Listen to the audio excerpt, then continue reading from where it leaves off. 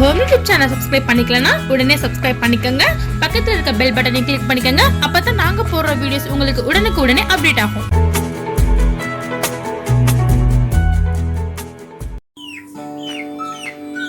இன்னைக்கு நம்ம வெளியில் போயிட்டு வந்தால் நம்ம எப்படி இந்த காய்கறி மார்க்கெட்டுக்கு போயிட்டு நம்ம என்னென்னு நம்ம இந்த காய்கறிலாம் பாதுகாப்பாக நம்ம எப்படி நம்ம உபயோகப்படுத்தணும், நம்மளும் எப்படி பாதுகாப்பாக இருந்துக்கணும் அப்படிங்கிற வீடியோவை பார்க்க போகிறோம்.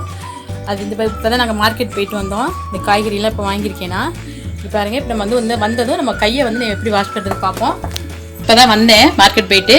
நம்ம கையை நம்ம பச்சை தண்ணியில் சும்மா நம்ம தண்ணியில் கையை கழுவிட்டு, இங்கே பாருங்கள் சாதாரண சோப்பு, நம்ம இதுக்கு வேறு எந்த ஒரு இது தேவையில்லை.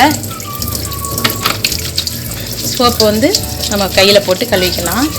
சாதாரண சோப்பே போதும்.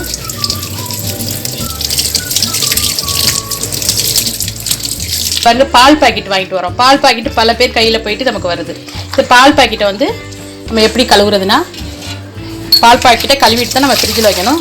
இந்த மாதிரி ஒரு பவுலில் தண்ணி எடுத்துக்கோங்க. நம்ம பைப்பில் சும்மா கழுவிடுவோம். கழுவிட்டு நம்ம தண்ணிக்குள்ளே போட்டுடலாம். தண்ணிக்குள்ளே நம்ம ஒரு டீஸ்பூன் நம்ம 1.5 டீஸ்பூன் உப்பு போட்டுக்கலாம். மஞ்சத்தூள் நம்ம 1 டீஸ்பூன் போட்டுக்கலாம். பால் ஏதாவது ஆயிரும்னு நினைக்காதீங்க, ஒன்றும் ஆகாது. நல்லா தண்ணிக்குள்ளே ஒரு 5 நிமிஷம், ஒரு 2 நிமிஷம் கூட போதும், இப்படி ஊற வச்சுருவோம். இந்த மாதிரி ஊற வச்சுட்டா இதில் கிருமிகள் இருந்தால் நமக்கு அழிஞ்சிரும். அதாவது இந்த மஞ்சத்தூளும் உப்பும் ஆன்டிபாக்டீரியா தான். இதை அப்படி போட்டு வச்சுன்னு வச்சுக்கோங்களேன். ஒரு 2 நிமிஷம் போட்டு வச்சுட்டு நம்ம சும்மா நார்மல் தண்ணியில் வாஷ் பண்ணிட வேண்டியதான். அப்புறம் நம்ம ஃப்ரிட்ஜில் எடுத்து வச்சுக்கலாம்.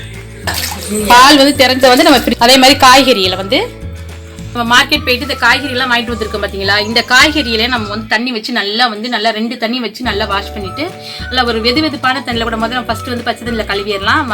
அப்புறம் நம்ம வெதுவெதுப்பான தண்ணியில் காய வச்சு நல்லா கழுவிடணும். கழுவிட்டு நம்ம அப்படியே எடுத்து நம்ம ஒரு தட்டுக்கூடை, இந்த மாதிரி ஒரு தட்டுக்கூடையில் வச்சுட்டோம்னா தண்ணியெல்லாம் வடிஞ்சிரும். இங்கே பாருங்கள், இந்த தட்டுக்குடியில் நான் இப்போ காய வச்சுருக்கேன். இந்த மாதிரி ஒரு தட்டுக்குள்ளே தண்ணியெல்லாம் வடிஞ்சிடும். நம்ம எடுத்து ஒரு நல்ல ஒரு காட்டன் துணி எடுத்து நல்லா தொடச்சிட்டு நம்ம ஃப்ரிட்ஜில் எடுத்து வச்சுக்கலாம். இது ரொம்ப பாதுகாப்பான முறை.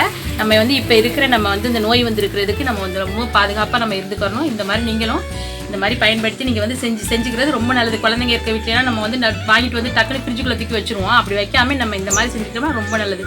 இதை நீங்கள் செஞ்சு பாருங்கள், உங்களுக்கு ரொம்ப ரொம்ப யூஸ்ஃபுல்லாக இருக்கும்.